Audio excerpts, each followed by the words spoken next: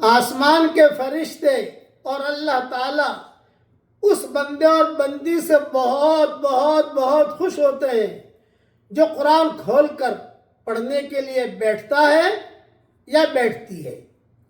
اور شیطان اور شتنگڑے اور ابلیس اور اس کا لشکر اس بندے اور بندی سے بہت ناراض ہوتے ہیں جو قرآن کھول کر بیٹھتا ہے یا بیٹھتی ہے۔ اسی لیے قرآن پڑھنے کے لیے جب بیٹھتے ہیں تو شیطان دل کے اندر وسوسے ڈالتا ہے کہ روٹی پک رہی ہوگی، کہ دیکھنا کہیں بچہ سو تو نہیں رہا ہے، کہیں رو تو نہیں رہا ہے، دیکھنا ذرا اس کا خیال رکھنا، کام یاد دلاتا ہے، یہ کام رہ گیا، یہ کام رہ گیا، ایک ورق پڑھا اور بھی کوئی بات یاد آ گئی، یہ شیطان کی طرف سے ہوتا ہے۔ اس لیے اپنے پیارے اللہ کو خوش کیجئے اور بدماش شیطان کو ناراض کیجئے۔